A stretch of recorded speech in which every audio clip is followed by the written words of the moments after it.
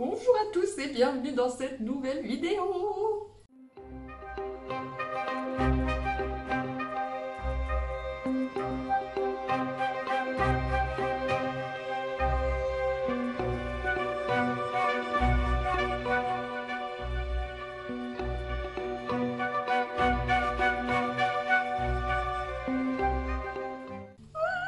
Alors là ça va être une vidéo, la vidéo de la honte, la vidéo craquage total. J'ai fait une après-midi shopping et je suis allée dans ma jardinerie préférée, Floralis Garden, à Bétheny, enfin à Reims, à côté de Reims, et j'ai craqué. Sur plein de trucs, j'ai été raisonnable, j'ai même reposé certains trucs à la fin parce que sinon enfin, ça allait être vraiment un trop gros craquage, donc j'ai été plutôt raisonnable, mais j'ai trouvé des dingueries et je vais vous montrer ça tout de suite. Et après, on est allé à Action, donc j'ai aussi fait un petit craquage chez Action et comme ça, je vais faire un haul aussi Action, comme ça va me permettre de parler un peu de choses différentes sur cette chaîne que de parler que de plantes. Donc c'est parti, on va commencer par le haul Action et le meilleur pour la fin, les plantes. Je vais vous montrer, vous allez halluciner. Et encore, hein, je vous dis, j'aurais pu faire pire. Vraiment, j'ai reposé des trucs. Je suis presque sûre que je vais peut-être retourner les chercher le mois prochain si ça y est encore, parce que j'ai reposé un cache-pot qui était sublime et je regrette trop de l'avoir reposé en fait. Bref, c'est tout, c'est pas grave. Je vais commencer avec le haul Action. C'est parti. Alors déjà pour commencer, j'ai pris ce superbe photophore parce que j'ai acheté du matos pour faire mes propres bougies maison. Je sais pas si j'en ai déjà parlé sur YouTube, c'est sûr j'en ai déjà parlé sur Insta, mais sur YouTube je suis pas sûre. Donc je me suis acheté plein de trucs, des mèches en coton, des mèches en bois, de la cire de soja. Je me suis même acheté un parfum pour faire les bougies. Enfin bon voilà, et j'ai commencé à récupérer tous mes vieux pots de bougies que j'ai nettoyés, des pots de conserve en verre, enfin bref, voilà. Et j'ai trouvé ce sublime photophore là, dans lequel je vais couler une bougie. Donc voilà, il est superbe. Donc ça m'a rien coûté, je crois 1,39 € ou un truc comme ça. Il est super lourd, super épais, parfait. Et alors ensuite, je me suis acheté 3 petits trucs pour dessiner au feutre. Alors, il y a ce carnet-là qui est absolument superbe. Il y a 2 parties dedans. Il y a une partie, il faut que je regarde. En fait, il y a 2 types de papier dedans. C'est exprès pour les feutres que j'ai acheté, les marqueurs à l'eau. Donc voilà, là, il y a du papier, je pense, canson un peu plus épais. Et derrière, il y a du papier à dessin aussi qui est plus fin et beaucoup plus blanc. Donc voilà, c'est... Pardon, j'ai fait tomber un truc, c'est du format A5, donc voilà, ce carnet de dessin est absolument canon. Et donc les feutres dont je vous parle, c'est ceux-là, ce sont des feutres à l'eau. Pardon, j'ai mes cheveux partout dans le visage, il n'y a rien qui va dans cette vidéo. Ce sont des feutres à l'eau, des marqueurs à l'eau. Donc j'ai pris en fait, alors c'est toute une collection qu'on peut acheter, et en fait ils se vendent un peu par code couleur. Donc là, il y en a 16 et le code couleur c'est vert, plutôt vert avec des nuances de marron et de orange. Donc voilà, il y a ça. Et il y a ceux-là aussi.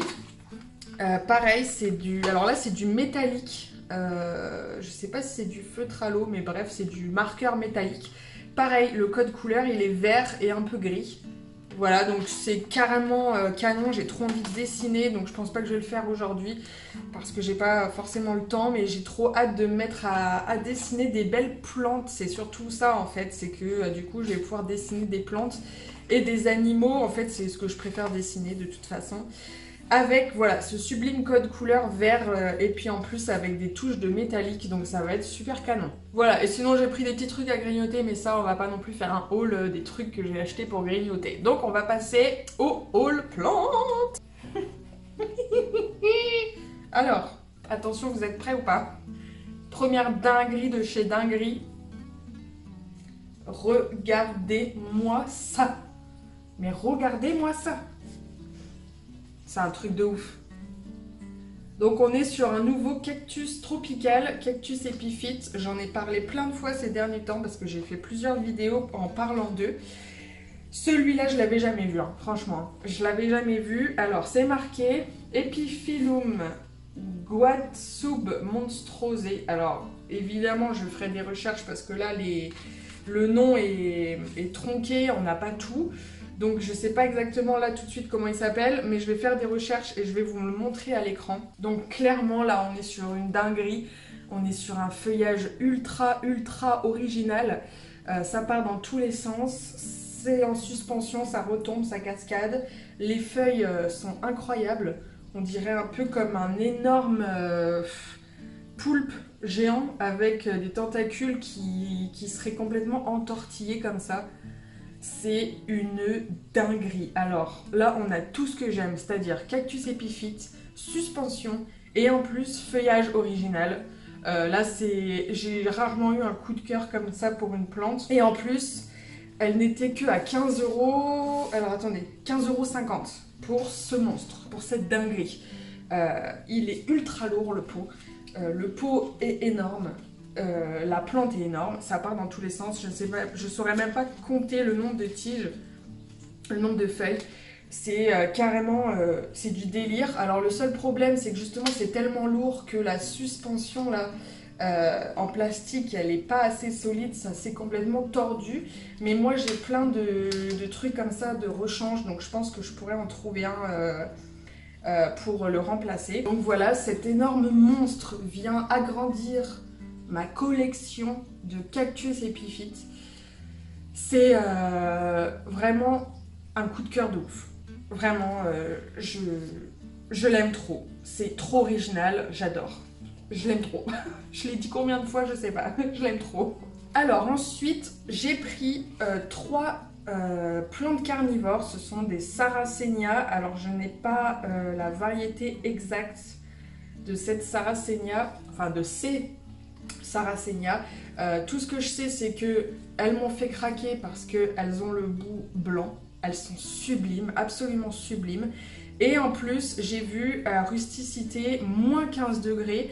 Donc je vais pouvoir les laisser dehors tout l'hiver sans me poser de questions. On n'arrivera jamais à moins 15 degrés, même dans le nord de la France cet hiver. Je vais me faire une petite jardinière. Regardez, en gros ça va donner ça. Ça va être canonissime. J'ai jamais vu une plante carnivore aussi belle. Franchement, avec ses têtes blanches comme ça.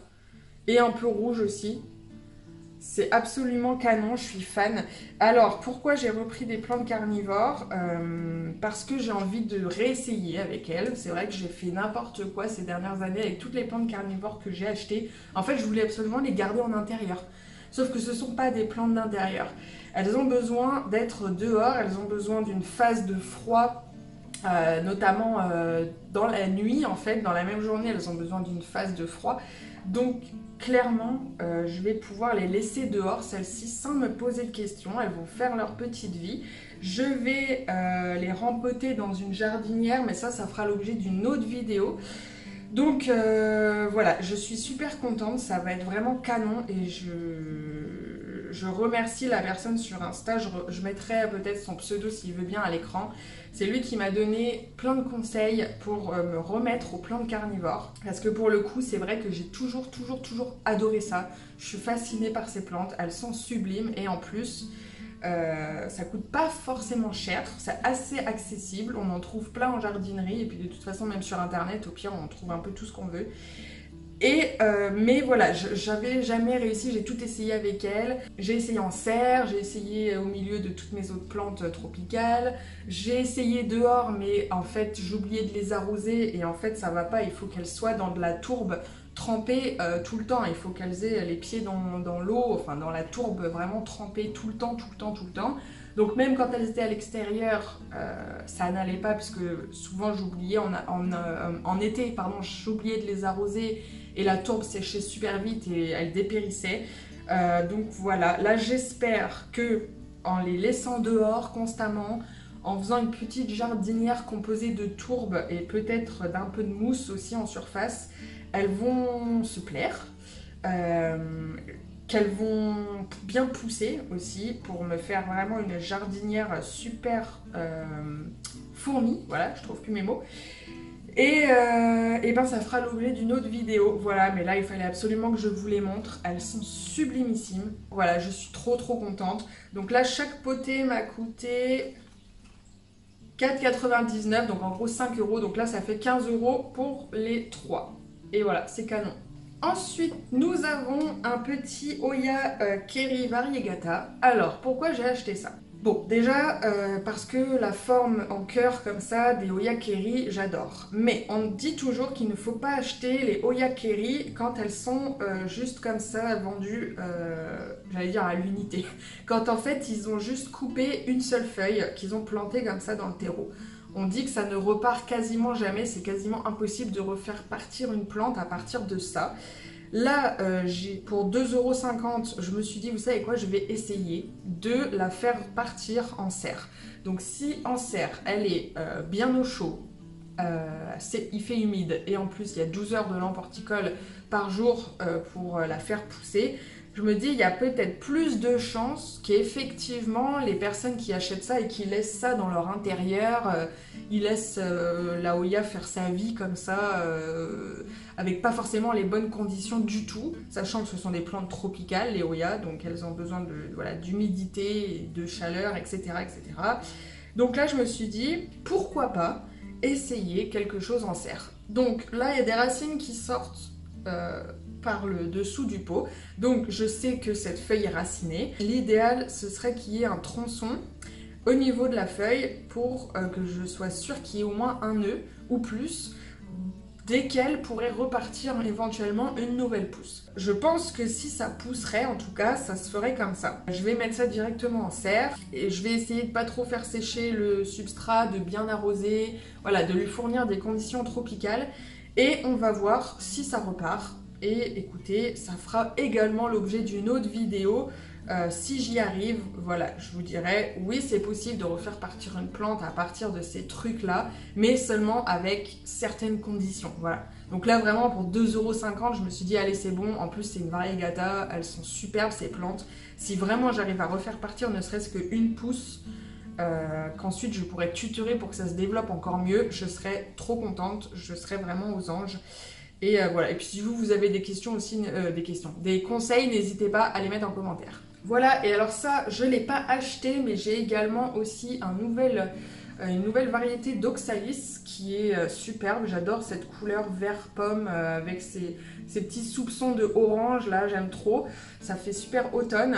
Je l'ai eu parce que je suis... donc cet après-midi, j'étais avec Pauline du compte Arsouille aux plantes, je vous mettrai à l'écran.